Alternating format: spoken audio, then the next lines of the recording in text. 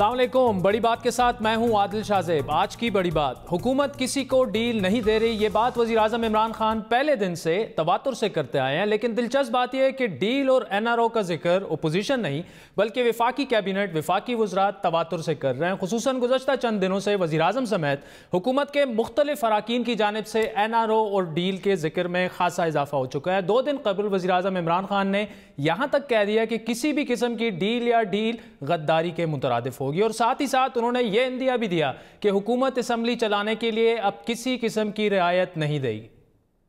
जो भी सोच रहा है कि यह हुकूमत किसी को NRO देगी, वो ये समझे कि अगर हम देंगे हम इस मुल्क से गद्दारी करेंगे। ये हो ही नहीं सकता कि हम किसी तरह इनको किसी को NRO दें। मैं आज आपके सामने, सबके सामने कह रहा हूं, हमने किसी को छोड़ना नहीं है जिसने इस मुल्क को आज इस मुल्क का दिवालिया निकाला है। हमने जिसने करप्शन की, हमने किसी को नहीं छोड़ना। ये जितना मैं देख रहा हूं शोर मच रहा है असेंबली में, शोर, हमने वो भी इनकी कोशिश की कि चलें जी पार्लियामेंट चल जाए। आज मैं आपको कह रहा हूं, जितनी हमने कोशिश करनी थी हमने कर ली है। अब किसी किस्म की रियायत किसी किस्म के करप्ट आदमी को नहीं हम देंगे। ये वज़ीर आज़म इमरान खान का बयान था, लेकिन आज वज़ीर ख़जाना असद उमर ने भी एक हैरान कुन बयान दिया, जिसके मुताबिक दुबई में होने वाले वर्ल्ड गवर्नमेंट समिट के दौरान लिबनान के वज़ीर आज़म साद हरीरी से मुलाकात के दौरान भी साबिक़ वज़ीर आज़म नवाज शरीफ और NRO का तज़किरा हुआ। असद उमर के बकौल साद हरीरी को याद दिलाया गया कि उन्होंने ही पाकिस्तान का पहला NRO करवाया था। साथ ही साथ असद उमर ने एक बार फिर ये यकीन दहानी करवाई कि इस बार किसी किस्म की कोई डील नहीं होगी। हमारी मीटिंग हो रही थी तो उसी वक्त हमारी पेशन गोई ये थी कि अब सब ने समझना है कि कोई नई डील मैं आपको 2 टोक जवाब दे दूं, ना कोई डील होगी, ठीक है, और ना ही डील मिलेगी। डील तो दूर की बात है। और ये भी आपको बता दूं कि हमने ये साद हरीरी से भी बोला कि ये आप जो है उनको याद दिलाया हमने कि पहला NRO तो पाकिस्तान का आपने करवाया था, तो उन्होंने हाथ खड़े कर दिए। उन्होंने कहा मैं आइंदा इस किस्म का कोई काम नहीं करूंगा। सिर्फ वजीर खजाना असद उमर ही नहीं, वजीर इत्तलात फवाद चौधरी ने भी आज एक ट्वीट की, जिसका खुलासा ये है कि साद हरीरी ने दोनों हाथ उठाकर कहा कि शरीफ खानदान को माफ़ी दिलवाना बहुत बड़ी गलती थी। उन्होंने एक कमिटमेंट भी पूरी नहीं की और मुझे सख्त शर्मिंदगी हुई। यानी वजीर खजाना भी ये कह रहे हैं कि साद हरीरी से ये गुफ्तगू हुई, वजीर इत्तलात भी ये कह रहे हैं कि साद हरीरी से वजीर आज़म की ये गुफ्तगू हुई। क्या गैर मुल्की वजीर आज़म से ये गुफ्तगू मुनासिब है या नहीं, ये एक अलग बहस है, इस पर भी आगे जाके बात करेंगे। लेकिन सवाल यह उठ रहा है कि अगर कोई डील नहीं हो रही तो फिर उसकी बार बार तरदीद करने की गवर्नमेंट को जरूरत क्यों पेश आ रही है। दूसरा यह कि हुकूमत खुद यह मानती है कि ना तो नैब और ना ही अदालतों पर उसका किसी किस्म का कोई इख्तियार है, तो फिर डील कौन कर रहा है और डील कौन दे रहा है? क्योंकि शरीफ खानदान के खिलाफ केसेस तो अदालतों में चल रहे हैं या नैब में ज़ेर समात है। मुस्लिम लीग नून के रहनुमाओं की जानिब से भी रिलीफ के लिए सिर्फ अदालतों की जानिब देखा जा रहा है। आज लाहौर हाई कोर्ट ने पंजाब असम्बली के कायदे हिज़्ब इख्तिलाफ हमजा शहबाज शरीफ को इजाज़त दी कि वो अपनी बेटी के इलाज के लिए मजीद 2 हफ्ते बैरून मुल्क रह सकते हैं, लंदन में रह सकते हैं। तो ऐसे में हुकूमत को यह वाज़ेह करना चाहिए कि डील कौन कर रहा है और डील कौन और किससे मांग रहा है। एक और अहम बात यह है कि एक तरफ हुकूमत डील और डील के खदशात का इज़हार कर रही है, लेकिन दूसरी जानिब ये पेशन गोइयां भी तवातुर से जारी हैं कि मार्च तक सफाया हो जाएगा। देखें, मैंने आपको कह चुका हूं, लास्ट 2 दफा कह चुका हूं, मार्च से पहले झाड़ू फिर जाएगा। इस तमाम मामले पर बात करेंगे। वज़ीर आज़म के मामले खुसूसी बराए एहतिसाब बैरिस्टर शहजाद अकबर हमारे साथ मौजूद है, जिनसे हम पूछेंगे कि डील कौन मांग रहा है और क्या नवाज शरीफ को भी बैरिया टाउन के मालिक मलिक रियाज की तरह इलाज के लिए बाहर जाने की इजाज़त दे दी जाएगी। इसके अलावा जाली अकाउंट स्कैंडल में अब तक होने वाली पेशरफ्त पर भी बात करेंगे। लेकिन शहजाद अकबर से सबसे बड़ा सवाल जो बनता है वो ये कि इक़्तिदार में आने से पहले तहरीक इंसाफ ने अरबों डॉलर जो हैं वो चंद दिनों में लूटी हुई रकम का नाम लगाकर मुल्क में वापस लाने का वादा किया था। अब तक उसमें कितने जो डॉलर्स हैं वो वापस लाए गए? और उससे भी बड़ा सवाल कि क्या साद हरीरी जो कि लबनान के वज़ीर आज़म हैं, वज़ीर आज़म इमरान खान जिस तरह के वज़ीर ख़जाना ने दावा किया और वज़ीर इत्तलात ने दावा किया कि साद हरीरी के साथ नवाज शरीफ और NRO की डिस्कशन हुई, क्या वो हुई या नहीं? Thank you so much for joining us in the studio. Barrister साहब, ये डील और ढील की बातें क्यों हो रही हैं और सिर्फ गवर्नमेंट फेडरल कैबिनेट ही क्यों कर रही है कि जी हम डील नहीं होने देंगे ना ढील देंगे? ये वजह क्या है? कुछ तो हो रहा है। देखिए, सिर्फ फेडरल गवर्नमेंट और कैबिनेट बात नहीं कर रही, बात ये उस पैराए में हो रही है कि जैसे बहुत ज़्यादा तासुर ये फैलाया गया कि शायद कोई डील होने जा रही है या कोई डील दी जा रही है या केसेस के अंदर हो रहा है। तो इस तासुर को ज़ायल करने के लिए कि किसी तरीके से, क्योंकि देखिए पाकिस्तान तहरीक इंसाफ की हुकूमत को एहतसाब के नारे के ऊपर इलेक्ट किया गया है, तो ऐसा तो सवाल ही पैदा नहीं होता। इसीलिए वज़ीर-ए-आज़म साहब ने भी रिसेंटली ये कहा है कि किसी डील का सवाल ही पैदा नहीं होता, क्योंकि ये तासुर बहुत गलत दिया जा रहा है। क्योंकि तासुर जो गलत दिया जा रहा है, मैं समझता हूँ डील के ऊपर वो तासुर शायद इसलिए भी दिया जा रहा है कि मामला तो जुडिशरी के सामने है। इस वक्त अगर किसी को बेल होती है या नहीं होती तो वो जुडिशरी होगी। तो जो तासुर ये फैला रहे हैं कि जैसे कोई डील होने वाली है, ये बहुत सारे हलकों से बात आ रही है, तो वो उसमें फिर क्या सवाल ये पैदा होता है कि क्या फिर जुडिशरी भी इसका हिस्सा है? तो इसी तासुर को ज़ायल करने के लिए कि ना ही गवर्नमेंट की तरफ से, ना प्रोसिक्यूशन की तरफ से और ना ही जुडिशरी की तरफ से ऐसी कोई बात है। ठीक है। नहीं बैरिस्टर साहब, इसमें फिर देखें कुछ बयानात ऐसे होते हैं जो 2-3 फेडरल मिनिस्टर ने दिए कि जी अगर तो डील या ढील हो रही है तो ये तहरीक इंसाफ की गवर्नमेंट के लिए डैमेजिंग होगा। इसका मतलब ये कि अंदरूने खाना कुछ ना कुछ हो रहा है, वरना वो ऐसी बातें क्यों करेंगे? देखिए, अब उनकी बात तो वो खुद कर सकते हैं, लेकिन मैं जो बात जो कैबिनेट में बैठ के देख सकता हूँ या जो एहतसाब का पूरा अमल है जिसको मैं खुद उसका विटनेस भी हूँ और उसका एक उसमें शामिल भी हूँ, मुझे उसमें कहीं इस किस्म की कोई चीज़ नज़र नहीं आती कि हमारी तरफ से कोई इस किस्म की बात हो रही है। देखिए, एक सिंपल सी बात है कि जो नैब का कानून है उसके तहत या तो आप कन्विक्ट होते हैं या एक्विट होते हैं, और जो बीच का रास्ता है वो प्ली बारगेन का है। तीसरा कोई रास्ता नहीं है। अगर किसी की बेल हो जाती है, हेल्थ ग्राउंड के ऊपर बेल होती है, नहीं होती है, ये सब जुडिस है, ये अदालत में फ़ैसला करना है। जैसे इस वक्त आप जानते हैं कि नवाज शरीफ साहब का जो मुकदमा है उसके ऊपर उनके वकील ख्वाजा हारिस साहब की तरफ से जो सस्पेंशन की एप्लीकेशन है वो हटा ली गई है। और इस वक्त सिर्फ मामला जो है पे वो मेडिकल ग्राउंड के ऊपर है, और वो टोटली डिपेंड करेगा कि जो उनका मेडिकल बोर्ड है उसने क्या तशवीस किया है। कि अगर उसकी तशखीस ये है कि इनका कोई ऐसा सख्त बीमारी है जिसका इलाज जेल में नहीं हो सकता और अस्पताल में रहना ज़रूरी है, तो अदालत के पास ये इख्तियार भी है कि ये हुक्म कर दे कि इनको अस्पताल में रखा जाए, या फिर वो ये कर सकती है कि इनको बेल दे दी जाए कि वो अपनी मर्ज़ी का इलाज करा सकें। तो दोनों सूरतों में, और तीसरा ये कि अदालत कह सकती है कि बिल्कुल नहीं, इनकी सेहत ठीक है और इनको किसी इस किस्म की ज़रूरत नहीं है। क्योंकि एक चीज़ जहन में रखिए, जो अदालत को भी अपने जहन में रखना पड़ेगा कि अदालत के लिए मियाँ नवाज शरीफ या कोई मोहम्मद दीन या ज़िशान या कोई भी इस नाम का शख्स होगा, उनमें फ़र्क कोई नहीं है। कानून सब पे यकसा अप्लाई किया जाएगा। ये नहीं देखा जाएगा कि एक बंदा साबिक वज़ीर-ए-आज़म है या कोई एक आम शख्स। नहीं बैरिस्टर साहब, देखें किताबों की हद तक तो ये बातें ठीक है, लेकिन अगर प्राइम मिनिस्टर जा रहे हैं और साद हरीरी से मिल रहे हैं जिन्होंने पहले एनआरओ में बड़ा एक मरकज़ी किरदार अदा किया था, उसके बाद फिर आपके वज़ीर ख़जाना आज उसी पे कमेंट कर रहे हैं कि जी साद हरीरी से भी यही बात हुई और हम कोई एनआरओ वगैरह नहीं दे रहे, तो कुछ हो रहा है बिहाइंड द अगर हो रहा है तो मेरा ख्याल है वज़ीर ख़जाना जिन्होंने वो गए थे साथ, उनको पता होगा या आपको पता होगा। मेरे इल्म में ऐसी कोई बात नहीं है।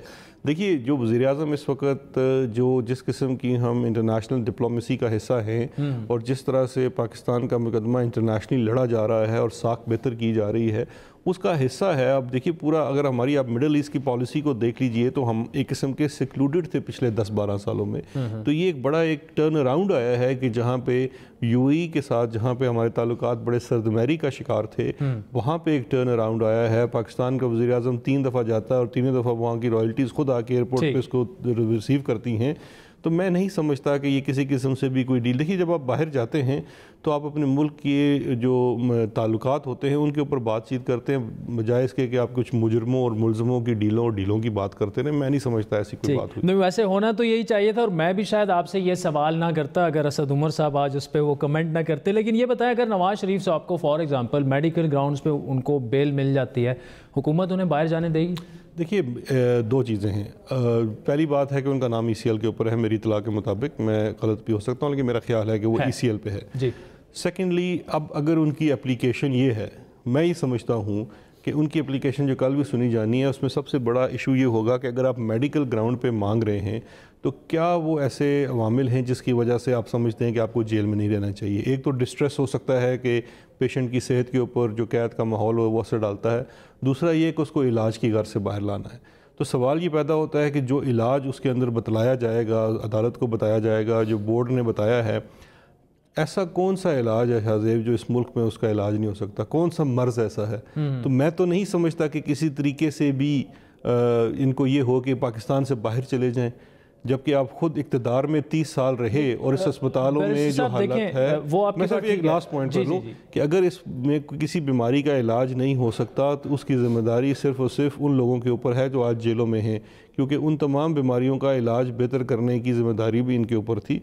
वैसे जो पाकिस्तान की मेडिकल जो एक्सपर्टीज़ हैं, डॉक्टर्स तो सारे एक्सपर्ट हैं, बाहर जाके भी आपने पाकिस्तानी डॉक्टरों से इलाज करवाना है तो इलाज तो यहाँ हो सकता है। अब ये डिपेंड करता है अदालत ने इजाज़त। अगर एक बंदा उनकी ओपन हार्ट सर्जरी हुई है, वो लंदन में हुई है, उनके अपने वहाँ पे फैमिली डॉक्टर्स वगैरह हैं, ठीक है, या तो हम ये कहें कि जी हमें शुबा है कि नवाज शरीफ जाएंगे वापस नहीं आएंगे, लेकिन एक बंदा जो खुद से केसेस फेस करने के लिए वो बाहर था, वो आया, उसने गिरफ्तारी दी, तो उसमें फिर वजह क्या है? दोनों सूरतों में एक बड़ा सिंपल सा प्रोसीजर है। पहली सूरत यह है कि अगर इनका अभी से ये इरादा है कि ये पाकिस्तान से बाहर जाके इलाज करवाना चाहते हैं तो ज़रूर ये अपना कंटेस्ट करें कोर्ट के सामने। ठीक, अगर इन्हें अदालत इजाज़त दे देती है तो फिर तो हमारी बात ही नहीं है। ठीक, लेकिन अगर इन्हें अदालत इजाज़त नहीं देती तो इनके पास दूसरी ऑप्शन है, फेडरल गवर्नमेंट से ये रिक्वेस्ट कर सकते हैं वन टाइम परमिशन की। जिस तरह भी आप देखिए हमजा भी तो गए हुए हैं वन टाइम परमिशन लेके, आज उन्होंने 15 दिन की एक्सटेंशन ले ली अदालत से, तो वो भी ये तरीका इख्तियार कर सकते हैं। वो तरीका अगर ये हुकूमत के पास आएंगे तो हुकूमत का प्रोसेस यही है कि ECL पे नाम निकालने के लिए, ये वन टाइम परमिशन देने के लिए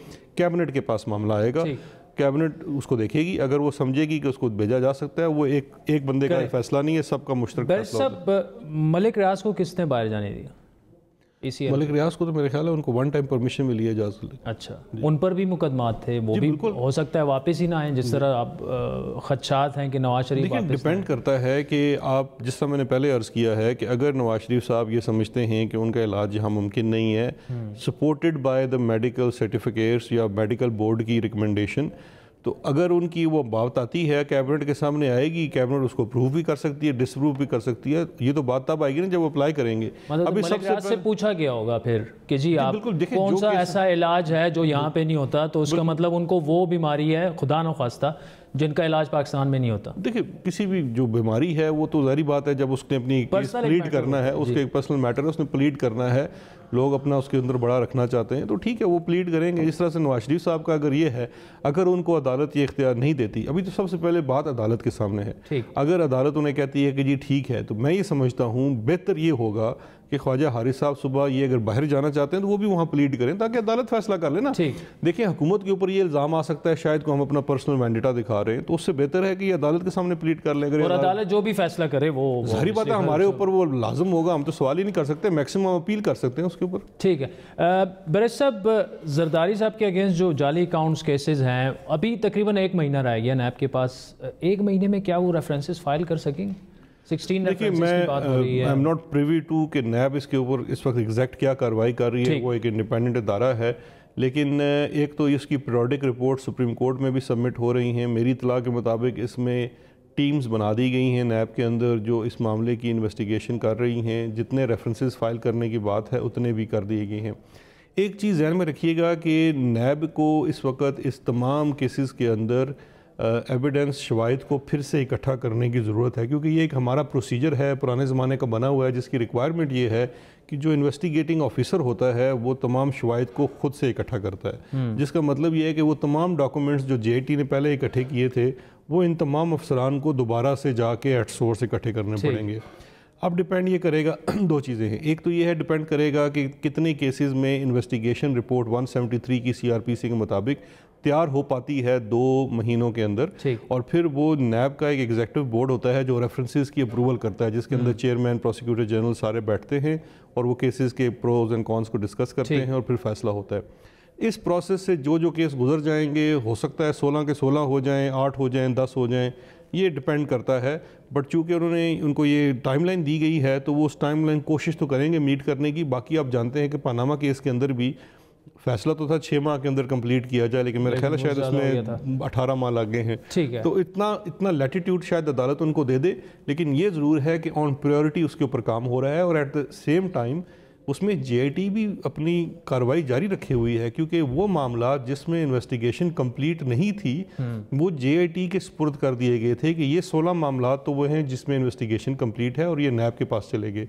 बाकी जो जेआईटी थी, एफआईए, नैब, एससीसीपी, एफबीआर सब के ऊपर मुंशमिल, वो अपना काम जारी रखे हुए है और मज़ीद वो केसेस जिसकी निशानदेही की गई थी, जिसके अंदर सिंध के अंदर ज़मीनों का काम भी था और फेक अकाउंट्स भी थे, उनकी इन्वेस्टिगेशन जैसे जैसे कंप्लीट होगी वो भेजते रहेंगे नैब को अपनी जो इनिशियल प्रोब है उसकी रिपोर्ट, और उसके ऊपर फर्दर रेफरेंसेस भी फाइल हो सकते हैं। अच्छा, और इसमें बरस साहब ये 4-5 मुख्तलिफ रिव्यूज़ आए हैं। पीपल्स पार्टी का अलग से आया, सिंध गवर्नमेंट ने अलग से रिव्यू किया है, बिलावल ने अलग से किया है, फिर मुराद अली शाह ने उस पर अलग से किया है और ओमनी ग्रुप ने उस पर अलग से किया है।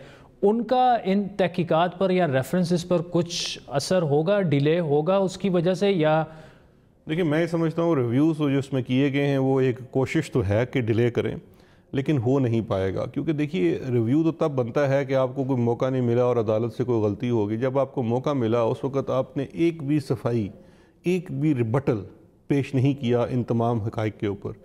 अब जो अब रिव्यू में जा रहे हैं, मिसाल के तौर पे बिलावल साहब का रिव्यू में क्या है कि अदालत में कहा गया था बिलावल का नाम डिलीट कर दो, तो फैसले में नहीं लिखा बिलावल का नाम। नहीं, उसके रिव्यू में एक बड़ा स्ट्रॉन्ग पॉइंट है कि मेरा नाम जेआईटी में है, मुझे जेआईटी ने बुलाया तक नहीं। तो जेआईटी तो अब ख़त्म हो गई। नहीं, जिस वक्त थी तो उस वक्त नहीं, बुला लेते ना उनसे।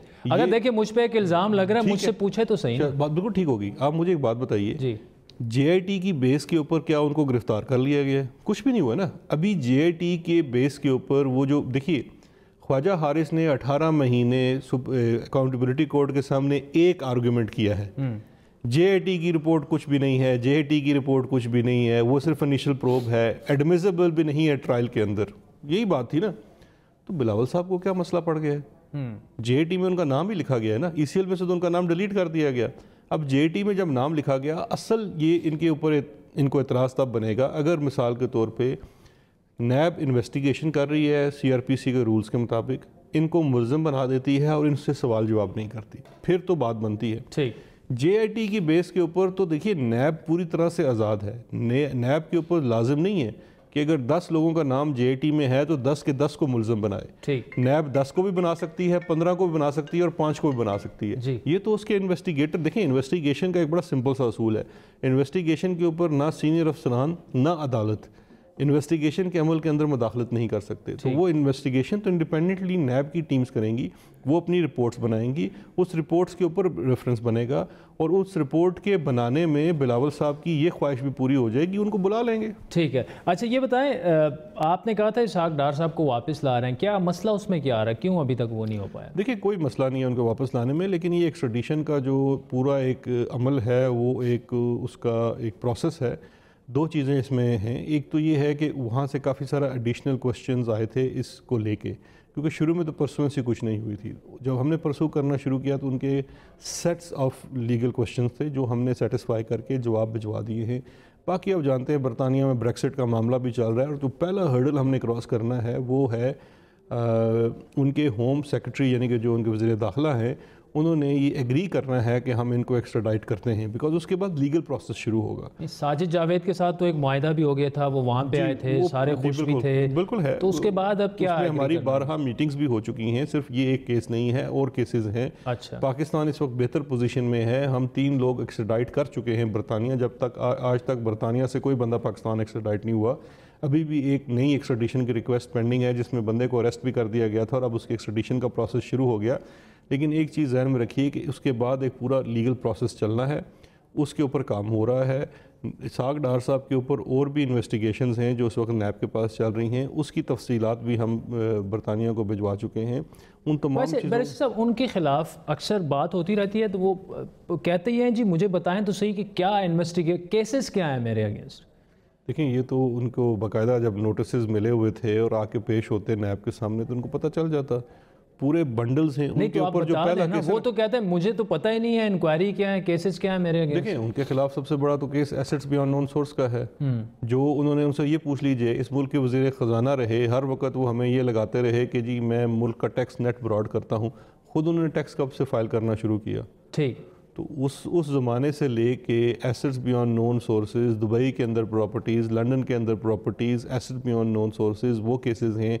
फिर इनके ग्रांट ऑफ लाइसेंसेस उसके ऊपर इनके ऊपर केसेस हैं, 3G का लाइसेंस का केस। अच्छा, उनके जो 2 अपार्टमेंट्स का आपने कहा था वो आपने फिर बात वापस ले ली थी? लंदन में 2 अपार्टमेंट्स थे या कहीं और? उन्होंने लंदन, मेरे उस वक्त जो था मैंने लंदन की बात कर ली थी, लेकिन जहाँ पे अपार्टमेंट्स है वहाँ पे हमारे उनकी इन्फॉर्मेशन ले रहे हैं और मैं जल्द इनको बतला दूंगा कहाँ इनके अपार्टमेंट्स हैं। अच्छा ठीक है, आखिरी सवाल आपसे बैरिस्टर साहब के कितने पैसे अब तक हम वापस लाएं बैरून मुल्क से लूटी हुई जो रकम? देखिए उस पर काफ़ी काम हो चुका है, तकरीबन $11 बिलियन की जो एसेट्स हैं वो हमने ट्रेस कर लिए हैं, आइडेंटिफाई किए हैं और उसके ऊपर काम शुरू, केस वर्क शुरू हो चुका है। ठीक, उसके अंदर कुछ लोगों ने ऑलरेडी कुछ उसमें रिफंड से मुराद है कि कुछ लोगों ने, जिसमें हमने जो दुबई प्रॉपर्टीज़ उसके अंदर आती हैं उसमें काफ़ी ज़्यादा रिकवरीज हुई हैं, वो कोई अभी बिलियंस ऑफ डॉलर्स में तो नहीं गई लेकिन बिलियन रुपीज़ के करीब टच कर गई है।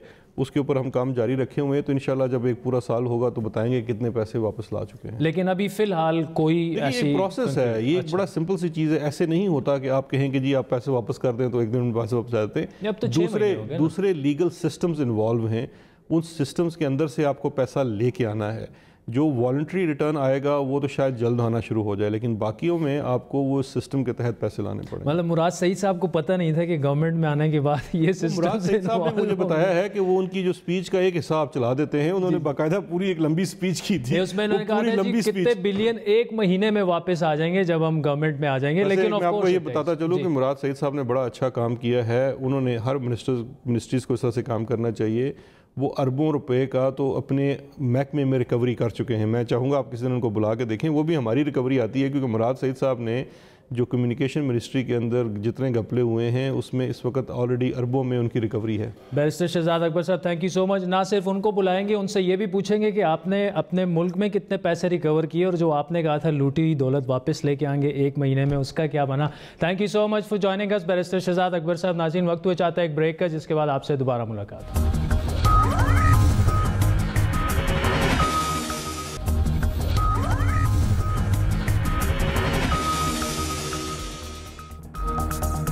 वेलकम बैक नाज़रीन।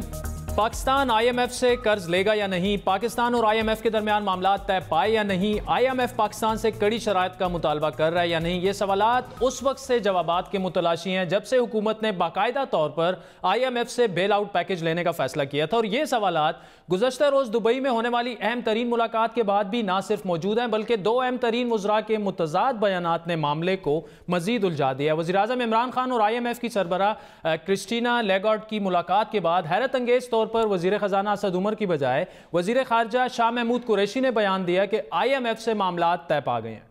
मुझे ये बताते हुए मुसरत हो रही है कि IMF के साथ पाकिस्तान की हमआहंगी हो चुकी है। हम एक बुनियादी असूल पर पहुंच गए हैं कि हमने आगे किस तरह बढ़ना है। पाकिस्तान और IMF इन पार्टनरशिप पे आगे बढ़ने का हमारा फैसला हुआ है। इस प्रोग्राम एक कामयाब एक जो अंडरस्टैंडिंग है जो आज की मीटिंग से तय हुई है, वो उसको अमली जामा पहनाया जाएगा।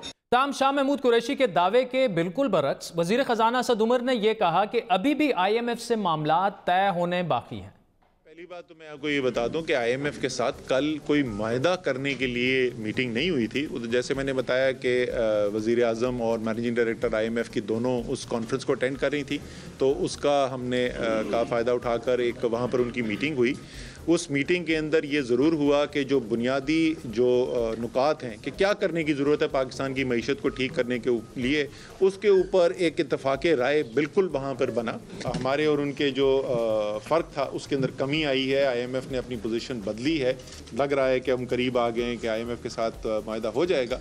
तो इस वक्त अगर ज़रूरत है वो कर भी ले। बड़ी बात का पहला बड़ा सवाल कि किस वज़ीर के बयान को संजीदा लिया जाए, वज़ीर ख़जाना असद उमर के या वज़ीर ख़ारजा शाह महमूद कुरैशी के बयान को, जो IMF की सरबराह और वज़ीर आज़म की मुलाकात में दोनों मौजूद थे। बड़ी बात का दूसरा बड़ा सवाल, आज KP चैम्बर ऑफ कॉमर्स से खिताब करते हुए वज़ीर ख़जाना असद उमर ने यह दावा भी किया, आपने उनका शॉर्ट सुना भी, कि IMF ने अपनी पोजीशन बदल ली है। ताम IMF ने जो प्रेस रिलीज कल जारी की, उसमें IMF की सरबराह ने कहा कि IMF पाकिस्तान से ताउन के लिए तैयार है, लेकिन मैंने यानी IMF की सरबराह ने इमरान खान से मुलाकात में फैसला कुन पॉलिसीज और माशी इस्लाहात के मजबूत पैकेज तैयार करने पर जोर दिया, तभी पाकिस्तान की मईशत मजबूत हो सकेगी। ये IMF का हालिया मौक़िफ़ है जो कल जारी हुआ। अब 20 नवंबर 2018 को जारी होने वाली IMF की प्रेस रिलीज ने माशी इस्लाहात ही की बात की थी। यानी एक बार बात तय है कि IMF शुरू दिन से यही चाहता है कि माशी इस्लाहात की जाएं। इन इस्लाहात में सबसे ज्यादा माशी बोझ गरीब आवाम पर ही पड़ेगा। IMF की जो पहले दिन से पोजीशन है वो आज भी वही है। तो IMF ने कैसे और कहां अपनी पोजीशन बदली, जो असद उमर साहब दावा कर रहे हैं, यह है बड़ी बात का दूसरा बड़ा सवाल। IMF के इस एलामिया में पाकिस्तान पर फैसला कुन इकदाम उठाने पर जोर देना बता रहा है कि IMF पाकिस्तान के हवाले से अपनी शराइत पर कायम है। ये याद रहे कि IMF पाकिस्तान की जानिब से बिजली और गैस की कीमतों में इजाफे पर मुतमईन नहीं और उनमें मजीद इजाफा चाहता है। IMF यह भी चाहता है कि हुकूमत ये तमाम इकदाम IMF प्रोग्राम लेने के पहले साल में करे जो हुकूमत के लिए काबिल कबूल नहीं। हस्बे तवक्को ओपोजिशन ने IMF की सरबराह और वज़ीर आज़म के दरमियान होने वाली मुलाकात पर सवालात उठाए हैं। पीपल्स पार्टी की सीनियर रहनुमा शरी रहमान ने कहा कि IMF से मुआहदे को क्यों खुफिया रखा जा रहा है, कितना कर्ज लिया जा रहा है, किन शराइत पर लिया जा रहा है, पार्लिमान को एतमाद में लिया जाए। इस मामले में जहां ओपोजिशन दबाव डाल रही है, वहीं एक के बाद एक आने वाली बैनुल अक़वामी इदारों की रिपोर्ट्स पाकिस्तानी माशी सूरत हाल की गंभीर तस्वीर पेश कर रही है। आज भी आलमी रेटिंग एजेंसी मूडीज ने पाकिस्तानी बैंकों का आउटलुक मनफी कर दिया है। रिपोर्ट में बताया गया है कि बैंक्स ने हुकूमती बॉन्ड्स में खासी रकम लगा रखी है और सुस्त मईशत जो है उसके साथ काम करने में मुश्किलात होंगी। इससे कबल एक और आलमी इदारे स्टैंडर्ड एंड पुअर्स ने पाकिस्तान की क्रेडिट रेटिंग को B- कर दिया था। लेकिन हैरत अंगेज तौर पर हुकूमती माशी टीम इन रिपोर्ट्स को IMF की कड़ी शराइत मानने के लिए पाकिस्तान पर बैरूनी दबाव डालने के मुतरादिफ समझ रही है। तरीका होता है फोर्स करने का, go back to the IMF, go back to the IMF। ये इंस्ट्रूमेंट है हाइब्रिड वॉर का। दूसरी चीज़ ये है, ये क्यों टाइमिंग, ये तो S&P वाले जो हैं ये सितंबर के महीने में आके एनालिसिस करके गए थे। सितंबर में वाई दे वेटेड 5 months, तो 4-5 महीने तो रिपोर्ट की तैयारी में लग जाते हैं कि हमने ये नॉन रेजिडेंट पाकिस्तानी बॉन्ड हमने फ्लोट कर दिया, जिसको हम पाकिस्तान बनाओ सर्टिफिकेट कहते हैं। फिर हमने असद उमर ने, जो हमारे फाइनेंस मिनिस्टर हैं, उनका प्रेस स्टेटमेंट मैंने देखा कि हम यूरो बॉन्ड भी फ्लोट करेंगे, हम सुकूक भी फ्लोट करेंगे। तो उन्होंने कहा कि भाई दिस इज़ द टाइम। 5 महीने पहले एनालिसिस कर गए, उसको लेके बैठे हुए थे। जैसे ही फाइनेंस मिनिस्टर ने अनाउंसमेंट कर दी, उन्होंने रेटिंग गिरा दी। अभी हम और देखेंगे, अभी तो खेल शुरू हुआ है। Doctor Ishfaq Hasan Khan economic coordination committee के बड़े अहम रुकन हैं। क्या वाकई ऐसा है जिस तरह उन्होंने गुज़श्ता हफ्ते बड़ी बात में किया था, और क्या गुज़श्ता रोज़ की मुलाकात में IMF और पाकिस्तान के दरमियान कोई ब्रेक थ्रू हुआ है जिस तरह से गवर्नमेंट की तरफ से कहा जा रहा है? लेकिन उस पर भी कन्फ्यूजन है। बात करेंगे माशी तजज़ियाकार और सीनियर सहाफ़ी खुर्रम हुसैन हमारे साथ मौजूद हैं। खुर्रम साहब, thanks for joining us. IMF के साथ की सरबराह के साथ प्राइम मिनिस्टर की मुलाकात को आप कैसे देख रहे हैं? क्या आप समझते हैं कि कोई ब्रेक थ्रू है? असद उमर साहब कुछ और कह रहे हैं, फॉरेन मिनिस्टर साहब जो हैं वो कुछ और कह रहे हैं, और सबसे अहम सवाल इसमें यह कितना अनप्रेसिडेंटेड है एक प्राइम मिनिस्टर का जाके IMF के सरबराह से मिलना। क्या पहले ऐसे हुआ है पाकिस्तान की हिस्ट्री में? ये अनप्रेसिडेंटेड तो बिल्कुल नहीं है, ये होता है और मुख्तलिफ प्रेसिडेंट्स इसके हैं कि अगर कभी टॉक्स फंस गई हों एक लेवल पे तो फिर उनको हाई लेवल पे भी टेकअप किया जाता है। इसमें कोई ऐसा इतनी अनयूजुअल बात नहीं है आदिल।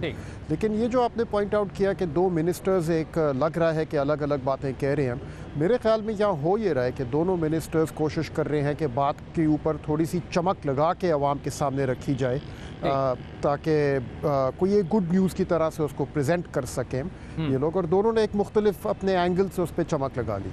तो शाह महमूद साहब की अगर आप सुने फॉरेन मिनिस्टर की बात, वो कह रहे हैं कि भाई फाउंडेशनली डायरेक्शनली हमारा एक एग्रीमेंट हो चुका है। वो ये नहीं कह रहे कि एग्रीमेंट सील हो गया है।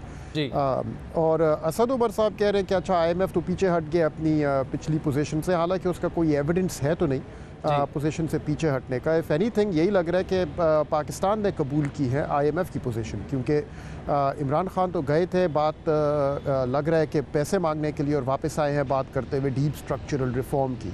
ये तो IMF शुरू से कहता आ रहा है कि आपको डीप स्ट्रक्चरल रिफॉर्म करने हैं। तो अब वही अल्फाज जब हम अपने प्राइम मिनिस्टर के मुंह से निकलते हुए देख रहे हैं तो यही उससे साबित हो रहा है कि इट्स पाकिस्तान जिसने IMF की पोजीशन को कबूल किया है, not the other way around. लेकिन उसको चमक लगाने की कोशिश की जा रही है। ठीक है। अच्छा खुर्रम हुसैन साहब, यही जो डीप इकोनॉमिक रिफॉर्म्स की बात है, IMF की जो कल की प्रेस रिलीज है वो भी हमने उठा के देखी, अभी स्क्रीन पे इस वक्त चल रही है। और नवंबर में जब IMF का वफ्द पाकिस्तान आया था उसमें सेम बात है, सेम डिमांड्स हैं। वो पाकिस्तान से जो उस वक्त डिमांड्स कर रहे थे वो अभी भी सेम है। तो इसका मतलब ये कि आपकी बात बिल्कुल उसमें वजन है कि पाकिस्तान ने अपनी पोजीशन बदली है, ना कि IMF ने। तो इसको फिर ऐसे क्यों प्रेजेंट किया जा रहा है कि जी IMF पीछे हट गया है और पाकिस्तान जो है उसकी जीत हुई है? मेरे ख्याल में यहाँ पे ज़्यादा सियासत इन्वॉल्व है, इसमें कोई इकोनॉमिक्स नहीं इन्वॉल्व। ये जो एटलीस्ट हमारी मालूमात के मुताबिक असद उमर ही थे जो रेजिस्ट कर रहे थे कि मेजर एडजस्टमेंट जो IMF चाह रहा है लार्जली रेवेन्यू साइड पे। IMF ये भी चाह रहा है कि आप अपना माली खसारा जो है उसको, जो बहुत तेज़ी में इंक्रीज़ करता जा रहा है पाकिस्तान का, उसको जल्दी से काबू में लेके आएँ और before the end of the fiscal year यानी से जून से पहले आप उसको कोई 5% या लगभग किसी इस किस्म की रेंज के अंदर उसको काबू में ले आएँ। और जो सिर्फ आप कर सकते हैं अगर मज़ीद और काफ़ी ठीक ठाक किस्म के टैक्सेस लगा के। और इस चीज़ को असद उमर साहब हमारी मालूमात के मुताबिक रेजिस्ट कर रहे हैं कि नहीं, इसको हम इतना जल्दी नहीं है, इसको 1 साल के लिए आप आके स्ट्रेच आउट कर देता कि हम आहिस्ता आहिस्ता कर सकें और आवाम को एकदम से या मईशत को एकदम से कोई शॉक इस किस्म का ना लगे। अब अगर इसी टाइप की कोई पोजीशन ने ली हुई है और टॉप लेवल पे जाके कोई मुआहदा चेंज हो गया है तो फिर वो कोशिश करेंगे कि उसको पोजीशन या उसको चमक कुछ इस किस्म की दें कि जी मेरी पोजीशन जो है वो तो नहीं चेंज हुई, दूसरी पार्टी ने पोजीशन चेंज की। लेकिन एक चीज़ वाज़ेह है कि यहाँ पे सियासत ज़्यादा चल रही है, इकोनॉमिक्स कम। ठीक है। खुर्रम साहब ये बताइए कि मूडीज़ ने आज ही बैंक्स की जो हमारी बैंक्स की आउटलुक है वो माइनस कर दी है। उससे पहले स्टैंडर्ड एंड पोर्स ने भी नेगेटिव हमारी रेटिंग जो है वो भी माइनस कर दी है। लेकिन डॉक्टर इशफाक साहब से यही सवाल जब मैंने पूछा, उन्होंने कहा जी जब भी IMF के पास हम जाते हैं तो ये, उन्होंने पहले भी एग्जांपल्स दी कि मैं जी 11 साल से इनको डील कर रहा हूँ, ये ब्लैकमेल करना चाहते हैं पाकिस्तान को कि जी IMF के पास जाएँ, IMF के पास जाएँ, उस वजह से ये की जाती हैं। क्या वाकई वो, do you agree with him कि इसी तरह है, ब्लैकमेल किया जा रहा है पाकिस्तान? नहीं, ये ये फुल टाइम बकवास है। ठीक है, ये किसी किस्म के इनके आपस में कोऑर्डिनेशन नहीं होती। ये दो कम्प्लीटली मुख्तलिफ इदारे हैं, एक इंटर गवर्नमेंटल बॉडी है, बाकी दोनों प्राइवेट सेक्टर इदारे हैं। इनके हेडक्वार्टर्स डिफरेंट मुल्कों में हैं, इनका आपस में कोई ऐसा जितना वो टाई नहीं होता। अलबत्ता ये बात ज़रूरी है कि IMF की जो रिपोर्ट्स होती हैं, IMF के जो प्रोग्नोसिस होते हैं, वो सिर्फ स्टैंडर्ड एंड पुअर्स और मूडीज़ नहीं, लेकिन आपके तमाम बॉन्ड इन्वेस्टर्स, आपके तमाम इन्वेस्टमेंट बैंक्स, पूरी फाइनेंशियल मार्केट्स में जितने स्टेक होल्डर्स हैं, सब उनकी बुनियाद पे अपने आगे फैसले करते हैं कि आपके मुल्क की फाइनेंशियल हेल्थ जो है उस पर कितना एतबार किया जा सकता है। ये वाली बॉडीज़ जो हैं ये आपके इकोनॉमिक डेटा को फॉलो करती हैं और जब इनको वो डेफिसिट्स आते हुए नज़र आएंगे तो ये अपने जो बॉन्ड होल्डर्स हैं, जो भी आपके फाइनेंशियल सेक्टर के वो स्टेक होल्डर्स हैं जो आपकी क्रेडिट रेटिंग में इन्वेस्टेड हैं, वो उनकी कंस्टिट्यूंसी है। मूडीज़ और स्टैंडर्ड एंड पुअर्स और फिच और इस टाइप के जो इंटरनेशनल रेटिंग एजेंसीज़ हैं, उनके कंसर्न्स वो वॉइस करते हैं बेसिकली। और उनके कंसर्न्स यही होता है कि अगर आपके डेफिसिट्स इस हद तक इंक्रीज़ कर गए, फिस्कल और एक्सटर्नल डेफिसिट्स, कि अब आपसे खुद वो ऑटोमेटिकली काबू नहीं किए जाएंगे, तो आपको IMF के पास जाना पड़ेगा। जितनी जल्दी आप जाएंगे उतना और मुतमईन होएंगे आपके बॉन्ड होल्डर्स, आपके फॉरेन क्रेडिटर्स। ठीक है खुर्रम साहब, आखिरी सवाल आपसे, दोनों चीज़ें साथ साथ आती हैं। आज जी अगर ब्रीफ साहब आंसर दे के, आज रज़ाक दाऊद साहब ने ये कहा कि जी पाकिस्तान की एक्सपोर्ट्स जो हैं वो सिर्फ 4% बढ़ी हैं और वो उनके लिए कंसर्न की बात है, लेकिन साथ में वो ये कहते हैं कि जी जो पैसा हमने रुपए को डिवैल्यू किया था उसके असरात अभी तक जाहिर नहीं हुए। तो क्या जो डिवैल्यूएशन हुई थी वो उस पर मजीद टाइम लगेगा या इसकी कोई और वजह है कि एक्सपोर्ट्स क्यों नहीं हमारी बढ़ पा रही? देखिए, अब इसकी वजह तो आगे जाके सामने आएगी कि एक्सपोर्ट्स जो हैं वो बढ़ तो रही हैं लेकिन उस तेज़ी से नहीं बढ़ रही जिस तेज़ी से रुपये को डिवैल्यू किया गया है।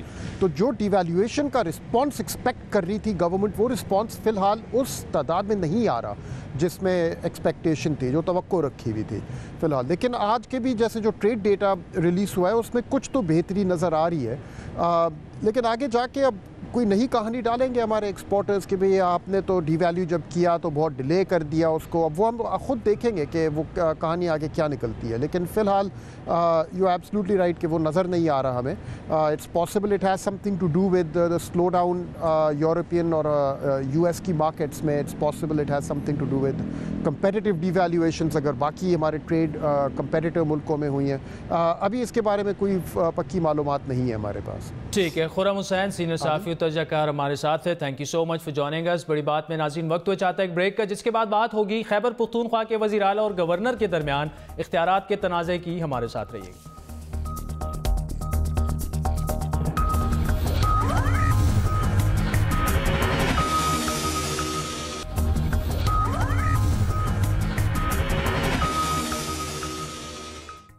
वेलकम बैक नाज़रीन। पंजाब के IG पुलिस मोहम्मद ताहिर, इस्लामाबाद के IG जान मोहम्मद और अब खैबर पख्तूनख्वा के IG सलाउद्दीन महसूद, उन सबको तब्दील किया गया। अहम बात यह कि पंजाब में तब्दील किए जाने वाले IG मोहम्मद ताहिर और हाल ही में KP के IG सलाउद्दीन महसूद, दोनों से ही ना सिर्फ वज़ीर आज़म को खासी उम्मीदें थीं बल्कि वो उनकी तैनातियों को बतौर मिसाल पेश किया करते थे। सलाउद्दीन महसूद की कारकर्दगी से हुकूमत इतनी खुश थी कि वज़ीर आज़म इमरान खान ने नई हुकूमत में आने के बाद एक बार फिर उन्हें KP में जिम्मेदारी दी। लेकिन अचानक ऐसा क्या हुआ कि ना सिर्फ सूबे के IG को सिर्फ 5 माह बाद हटा दिया गया बल्कि सूबे के चीफ सेक्रेटरी को भी उसी दिन तब्दील किया गया। बड़ी बात के जराये के मुताबिक पंजाब के बाद खैबर पख्तूनख्वा में भी एक सियासी माजराई चल पड़ी है, जिसके मरकजी किरदार सूबे के वज़ीर आला महमूद खान और गवर्नर शाह फरमान है। उसके अलावा कुछ लोग जो हैं वो इस्लामाबाद से भी सूबा चलाने की कोशिश कर रहे हैं। इन सब के दरमियान फाटा में रिफॉर्म्स जो हैं उस पर इख्तलाफात मौजूद हैं और IG पुलिस और चीफ सेक्रेटरी इसी तनाज़े की नज़र हुए। इतलात के मुताबिक गवर्नर KP शाह फरमान कबायली इलाकाजात को खैबर पख्तूनख्वा में जम करने के बाद अपने इख्तियारात में कमी की शिकायत रखते हैं और इसीलिए उनकी कोशिश ये है कि कुछ ना कुछ इख्तियारात अब भी अपने पास रख सकें। याद रहे कि फाटा के इंतजाम से पहले इसका मुकम्मल इंतजाम सूबे का गवर्नर ही चलाता था।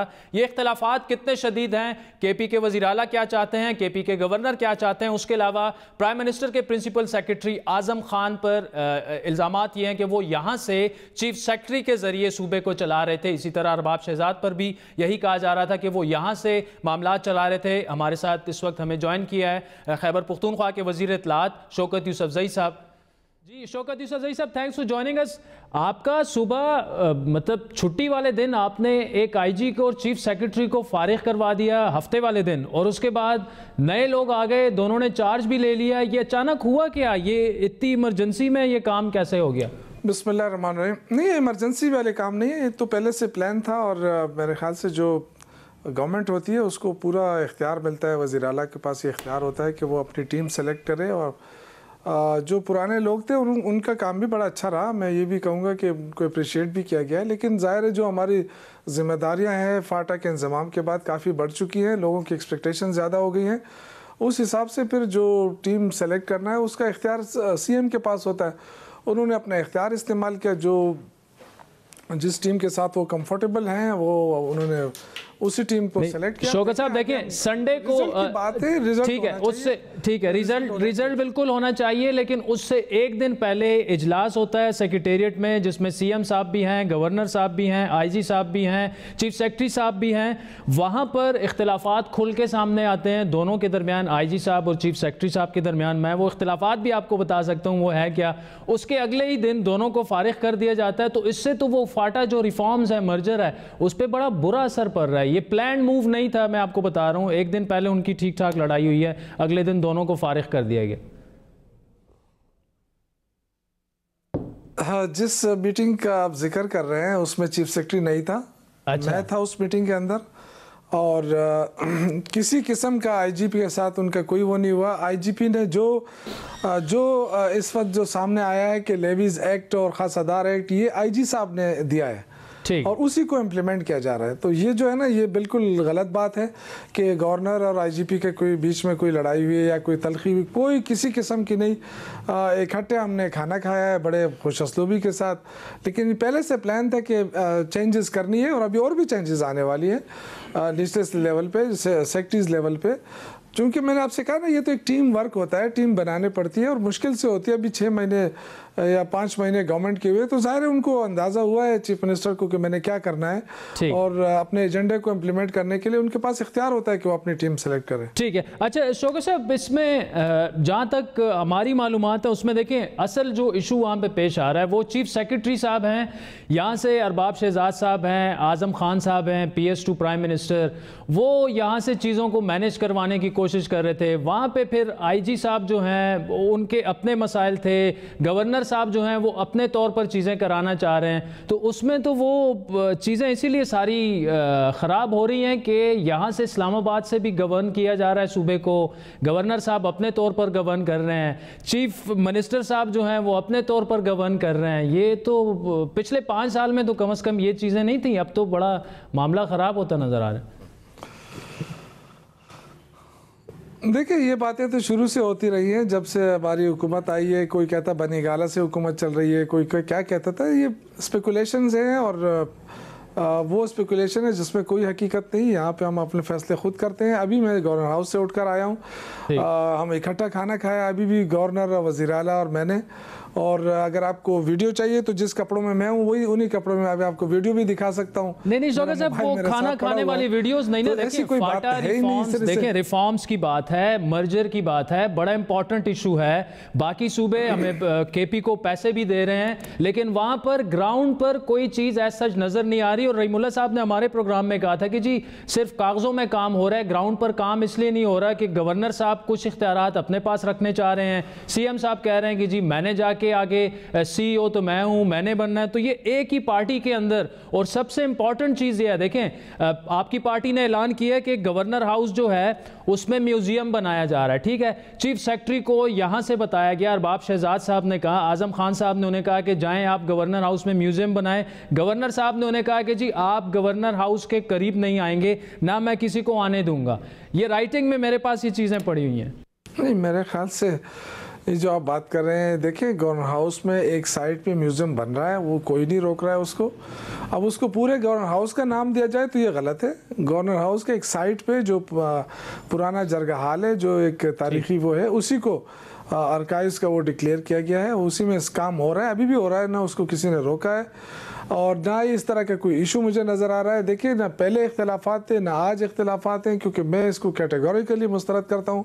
मैं आपको ये नहीं कि किसी उसकी वजह से कि मैं गवर्नमेंट का वज़ीर इत्तलात हूँ तो इसलिए मुझे हैरत होती है और कि बाहर से क्या क्या अभी हम हंस रहे थे अंदर उधर बैठ के, क्योंकि हमारा तो देखें, आप कह रहे हैं कि ग्राउंड पे कुछ नहीं हुआ। ग्राउंड पे ज़ाहिर है अगर आप बिल्डिंग भी खड़ी करें, कुछ भी करें, तो पहले पैसों का इंतज़ाम होता है, फिर उसके लिए प्लानिंग होती है। ये सारा हम कर चुके हैं इंशाल्लाह। अभी आपको नज़र आ जाएगा, अभी टेंडर शुरू हो जाएंगे, अभी काफ़ी काम उधर शुरू हो जाएगा, सोलराइजेशन हो जाएगी जुमा मस्जिदों के अंदर, स्कूलों के अंदर मिसिंग फैसिलिटीज़ पूरी कर रहे हैं। इसी तरह जो हमने करने थे हॉस्पिटल्स के अंदर, जो हमारे वहाँ पे डॉक्टरों की शॉर्टेज है, उसका पूरा इंतज़ाम हो चुका है। इंशाल्लाह इस महीने में आप बहुत कुछ देखेंगे। जाहिर एक प्लानिंग होती है, एक तरीक़ाकार होता है। इस तरह रातों रात, क्योंकि नए 7 अजलाए कोई मामूली चीज़ भी नहीं थी, उनका अपना एक स्टाइल था, अपना एक वहाँ का कानून था, वो सारे के रिप्लेस हो रहे हैं, एक नया कानून वहाँ जा रहा है। तो बहुत सारी तकालीफ से हमें गुजर कर उस मरहले तक पहुँचना पड़ा है। तो मेरे ख्याल से ये अप्रिशिएट किया जाना चाहिए कि बहुत सारे इशूज़ हम हल कर चुके हैं। इंशाल्लाह आप देखेंगे बहुत कम दिनों में आपको वहाँ अदालतें भी नज़र आएंगी, वहाँ पे पुलिस निज़ाम भी नज़र आएगा। इसके अलावा वहाँ हॉस्पिटल्स, स्कूल्स और प्ले ग्राउंड्स पे हम काफ़ी फोकस कर रहे हैं। यूथ के लिए हम नए प्रोग्राम ला रहे हैं, उनके लिए 2 अरब रुपए का कर्ज भी अभी जारी कर रहे हैं। तो ये बहुत सारी चीज़ें हैं जो इंशाल्लाह आपको नज़र आएंगी। ठीक है। अच्छा शौकत यूसुफ़ज़ई साहब, वंस अगेन एक आम पाकिस्तानी के लिए एक सवाल मैं कर रहा हूँ कि अगर तो ये मर्जर फुल फ्लैज हो जाता है तो गवर्नर का रोल क्या रह जाएगा? बिल्कुल एक सिंबॉलिक सा रोल रह जाएगा, और यही वो चीज़ है जो हमारे करंट गवर्नर साहब नहीं चाह रहे कि जी मैं तो बिल्कुल सिंबॉलिक सा मेरा रोल रह जाएगा। और ये मैं आपको यकीन से कहता हूँ कि अगर किसी और को गवर्नर लगा दें तो शायद ये फाटा और KP का मर्जर जो है बड़ा स्पीड अप हो जाएगा, उसको टायर लग जाएंगे। मेरे ख्याल से इस गवर्नर ने जितनी हेल्प की है हमारी, शायद ही कोई और करता। और सारे जो इख्तियारात की बात होती है, बड़ी मुझे हैरत होती है, वो खुद एंजॉय कर रहा है। वो कहते हैं जी मुझे चाहिए नहीं, इख्तियार ही नहीं चाहिए। बाहर मीडिया उसको कहता है कि वो इख्तियारात की जंग लड़ रहा है। तो ये सारी चीज़ें वैसे ही, देखें हमें पार्टी का जो डायरेक्शन होती है उसको फॉलो करना पड़ता है। वो बहुत सीनियर पार्टी का मेंबर है। अगर उन्होंने सबसे पहले ये रिक्वेस्ट की थी वज़ीर आज़म साहब से कि मैं कैबिनेट में आना चाहता हूँ और जो हमारे चीफ मिनिस्टर हैं उनकी कैबिनेट में आना चाहता हूं, तो आप इससे अंदाज़ा करें कि जब वो कैबिनेट में आना चाहते थे तो क्यों ना उनकी बात मानेंगे वो, ऐसी कोई इशू ही नहीं है हमारे पास। और मैं सिर्फ मीडिया पे ये चीज़ें देखता हूँ कि जी इख्तलाफात हैं, जी गवर्नर जो है वो इख्तियारात के लिए लड़ रहा है, कोई ऐसी बात नहीं है। ज़बरदस्त तरीके से अंडरस्टैंडिंग है, हर शाम हर दूसरे दिन हम आपस में मिलते हैं, पूरी चीज़ें डिस्कस करते हैं। तो मुझे तो हैरत होती है मैं इन चीज़ों को देखकर। आज अभी भी हम काफ़ी देर पे इसी पे बहस करते रहे कि ये मीडिया को कहाँ से ये खबर मिलती है कि जी गवर्नर और चीफ मिनिस्टर के इख्तलाफात हैं, जबकि हर शाम को वो आपस में मिलकर बैठते हैं, गप्पे लगाते हैं, डिस्कस करते हैं चीज़ों को। शौकत यूसुफज़ई साहब वज़ीर इत्तलात हैं खैबर पख्तूनख्वा के, वो बिल्कुल कैटेगोरिकली डिनाई कर रहे हैं कि किसी किस्म के इख्तलाफात नहीं है सीएम साहब और गवर्नर साहब के दरमियान भी। लेकिन बेहतर यही होगा कि एक मजबूत और बिल्कुल सामने एक कंक्रीट प्लान खैबर पख्तूनख्वा की गवर्नमेंट लेके आए कि कितना वक्त मजीद लगेगा खैबर पख्तूनख्वा और जो एक्स फाटा था उनके इंतज़ाम को, इंतज़ामी इख्तियारात जो हैं उनमें जो मसाइल हैं, फंडिंग में जो मसाइल हैं, क्योंकि अभी तक ये चीज़ें जो हैं उस पर फ़िलहाल खामोशी इख्तियार की गई है। और ये कहा जा रहा है कि गवर्नर साहब नहीं चाह रहे, वज़ीर आला साहब कह रहे हैं कि गवर्नर साहब नहीं चाह रहे, गवर्नर साहब कह रहे हैं वज़ीर आला साहब नहीं चाह रहे, वज़ीर इत्तलात साहब कह रहे हैं कि वो आपस में हर शाम खाने पे बैठे होते हैं। नाज़रीन बहुत बहुत शुक्रिया, आज के प्रोग्राम पर आपके फ़ीडबैक के मुंतज़िर रहेंगे। हमारा ट्विटर हैंडल है @बड़ी बात। मुझे मेरी टीम समेत इजाज़त दीजिए, खुदा हाफ़िज़।